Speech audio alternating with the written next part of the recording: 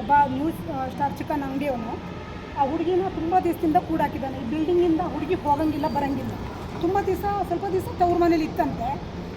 ಸ್ವಲ್ಪ ದಿವಸ ತವ್ರ ಮನೇಲಿ ಇತ್ತು. ಮತ್ತು ಮನೆ ಹತ್ರಕ್ಕೆ ಬಂದಾಗ ಏನಾಯಿತು, ಅವನು ಒಳಗೆ ಸೇರಿಸಲಿಲ್ಲ, ಲಾಕ್ ಮಾಡಿ ಸೀದಾ ಹೋಗ್ಬಿಟ್ಟ. ಆಗ ಏನು ಮಾಡಿದ್ರು ಅಂದರೆ ತಾಯಿ ತಂದೆ ಎಲ್ಲ ಸೇರಿ ಮನೆಯಿಂದ ಯಾರ್ಯಾರು ಬರೆದು ಕೊಟ್ಟರೆ ಕಷ್ಟ, ಬೇರೆ ಅನೈತಿಕ ಸಂಬಂಧ ಇದೆ ಹುಡುಗಿ ಜೊತೆ ಅಂತ ಇವ್ರು ಹೇಳ್ತಾರೆ. ಆಮೇಲೆ ಏನಾಗಿದೆ ಅಂದರೆ ಇವ್ರು ಮನೆಯವ್ರು ಬಿಟ್ಟಿದ್ದಾರೆ ಅವಳನ್ನ ಒಳಗೆ, ಇಲ್ಲೇ ಇರು ಮನೇಲಿ ಅಂತ. ಅವನು ಮನೆ ಒಳಗಡೆ ಲಾಕ್ ಮಾಡಿದ್ದ, ಹೊರಗಡೆ ಇವಳು ಬಂದು ಅಂತ ಬೆಡ್ರೂಮಿಗೆ ಕೂಡಿ ಬೆಡ್ರೂಮಲ್ಲಿ ಲಾಕ್ ಮಾಡಿ ಇಟ್ಟಿದ್ದಾನೆ. ಬೆಡ್ರೂಮಲ್ಲಿ ಲಾಕ್ ಮಾಡಿದರೆ ಊಟ ಇಲ್ಲ, ತಿಂಡಿ ಇಲ್ಲ, ಅವನ್ನೆಲ್ಲ ಹೋಗಿದ್ದಾನೆ ಒಟ್ಟಿನಲ್ಲಿ. ಆಯಿತಾ, ಇವಳನ್ನ ಬಿಟ್ಟು ಎಲ್ಲ ಇಡೀ ಬಿಲ್ಡಿಂಗ್ ಎಲ್ಲ ಲಾಕ್ ಮಾಡಿ ಹೋಗಿದ್ದಾನೆ ಅವನು. ಆಯಿತಾ, ಈಗ ಆ ಹುಡುಗಿಗೆ ಊಟ ತಿಂಡಿನ ಈ ಕಡೆ ಸಂಧಿಯಿಂದ ಕೊಡ್ತಾರೆ. ಅವಳನ್ನ ಬೇಕಾದ್ರೆ ಅವನು ಅಲ್ಲಿಂದ ನೆಗ್ಸೋದಾದ್ರೂ ನೆಗೆಸ್ಬೋದು, ರಾತ್ರಿ ಹಗಲು ಏನಾದರೂ ಮಾಡ್ಬೋದು, ಗೊತ್ತಿಲ್ಲ. ನನ್ನ ಹತ್ರ ಕಂಪ್ಲೇಂಟ್ ಬಂತು, ಮಹಿಳಾ ಧ್ವನಿ ಸಂಘದ ಅಧ್ಯಕ್ಷರು ಅನ್ನಪೂರ್ಣಗೌಡ ಅಂತ. ನಾನು ಪೊಲೀಸ್ ಸ್ಟೇಷನಿಗೆ ಕಂಪ್ಲೇಂಟ್ ಕೊಟ್ಟೆ. ಶ್ರೀನಿಧಿ ಸರ್ನ ಮೀಟ್ ಮಾಡಿದೆ, ಅಡಿಷನಲ್ ಎಸ್ ಪಿ ಅನ್ನು ಮೀಟ್ ಮಾಡಿ ಇಮಿಡಿಯೇಟ್ಲಿ ಇದರ ರೆಕಾರ್ಡ್ ಮುಖಾಂತರ ಹುಡುಗಿನ ತಗೊಬರ್ಬೇಕು ಹೊರಗಡೆ ಅಂತ ಹೇಳಿದ್ರು. ಇನ್ನೂ ಆ ಹುಡುಗಿ ಹೊರಗಡೆ ಇದ್ದಾಳೆ, ಇನ್ಸ್ಪೆಕ್ಟರ್ ಸ್ಟೇಷನಲ್ಲಿ ಇರಲಿಲ್ಲ. ಪೊಲೀಸರು ಚೆನ್ನಾಗಿ ಸ್ಪಂದಿಸಿದ್ರು, ಅವಳನ್ನ ಕರ್ಕೊಬರ್ಬೇಕಂತೇಳಿ ರೆಕಾರ್ಡ್ ಮಾಡಿದ್ದಾರೆ. ತುಂಬ ಅನ್ಯಾಯಾಗಿದೆ. ಅವನು 3 ಸರಿ ಮಕ್ಕಮದಿನಕ್ಕೆ ಹೋಗಿದ್ದಾನೆ. ಆಮೇಲೆ ಅದು ಯಾವುದೋ ಒಂದು ಸಂಬಂಧ ಇದೆಯಂತೆ ಹುಡುಗಿ, ಅವಳು ಮಕ್ಕಮದಿನಕ್ಕೆ ಬಂದಿದ್ದಾಳಂತೆ, ಅವನ ಜೊತೆಲೇ ಬಂದಿದ್ದಾಳಂತೆ. ಇವನು ಅವಳ ಜೊತೆ ಮೆರೆಯೋಕ್ಕೋಸ್ಕರ ಈ ಹುಡುಗಿ ಮಗುನ ಕೂಡ ಹಾಕಿರೋದು. ಆ ಮಗುನೂ ಕೂಡ ಮೆಲ್ಲಕ್ಕೆ ಹೆಂಗೋ ದಾಟಿಸಿ ಇದ್ರೊಳಗೆ ಕಾಜೊಳಗಿಂದ ದಾಟಿಸಿದ್ದಾರೆ ಸ್ಕೂಲಿಗೆ ಹೋಗ್ಬೇಕಲ್ಲ ಅಂತ. ತುಂಬ ಫ್ರಾಡ್ ಮಾಡಿದ್ದಾನೆ. ಆ ಹುಡುಗಿನ ಸಾಯಿಸದೇ ಇರೋದೇ ಹೆಚ್ಚು ದೊಡ್ಡ ವಿಚಾರ. ಆ ಥರ ಮಾಡಿದ್ದಾನೆ ಅವನು ಎಲ್ಲೇ ಇದ್ದರೂ ಅರೆಸ್ಟ್ ಮಾಡಬೇಕು, ಜೈಲಿಗೆ ಕಳಿಸ್ಬೇಕು. ಆಮೇಲೆ ಉಳಿದಿದ್ದು ಮುಂದಿನ ಕ್ರಮ ಏನಾದರೂ ಸರ್. ನಾನು ಅವತ್ತು ಬಂದಿದ್ದೆ, 15 ದಿವಸ ಆಯಿತು ಹೇಳಿ ಏನಾಯ್ತು?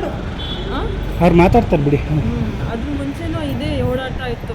ಅದು ಯಾವುದೋ ಥರ್ಡ್ ಪರ್ಸಿ ಬಂದು ನಮ್ಮ ಫ್ಯಾಮಿಲಿ ಹಾಳು ಮಾಡ್ತಿದ್ದು, ಅದಕ್ಕಂತ ನಾನು ಓಡಾಟ ಮಾಡ್ತಿದ್ದೆ. ಅವರು ಇಲ್ಲ ಅಂತಲೇ ಇದ್ದರು, ಅವ್ರು ಒಪ್ತಾನೇ ಇರಲಿಲ್ಲ. ಆಮೇಲೆ ನಾನು ಅಲ್ಲಿ ಲಾಯರ್ ಹತ್ರ ಎಲ್ಲ ಹೋಗಿ ಲಾಯರ್ ಎಲ್ಲ ಇಟ್ಟಿದ್ದೆ. ಅವ್ರು ಹೇಳಿದ್ರು 1 ತಿಂಗಳಿನಲ್ಲಿ ನಾನು ಕರ್ಕೊಂಡು ಹೋಗ್ತೀನಿ ಅಂದಿದ್ರು ನಮ್ಮ ಯಜಮಾನರು. ನಾನು ಅಮ್ಮ ಮನೆಯಲ್ಲೇ ಇದ್ದೆ.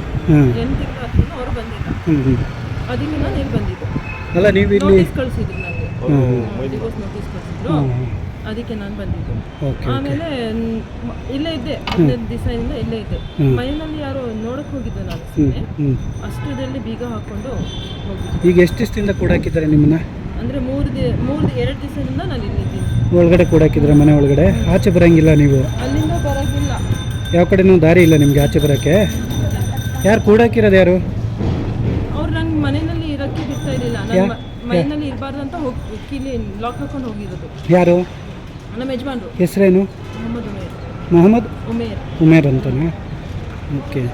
ಯಾವ ಕಾರಣಕ್ಕೋಸ್ಕರ? ನಾನು ಬೇಡ ಅಂತ. ನಿಮಗೆ ಊಟ ತಿಂಡಿ ಎಲ್ಲ?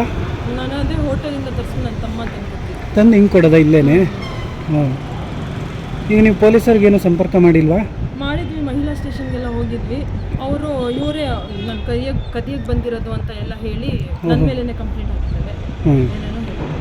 ಈಗ 2-3 ದಿವಸದಿಂದ ಇಲ್ಲೇ ಇದ್ದೀರಾ? 3 ದಿವಸದಿಂದ ಮನೆಯಿಂದ ಆಚೆ ಹೋಗಿಲ್ಲ?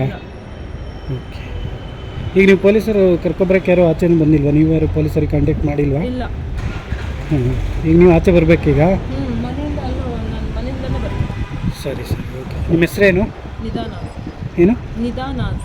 ಹಾಂ ಸರಿ.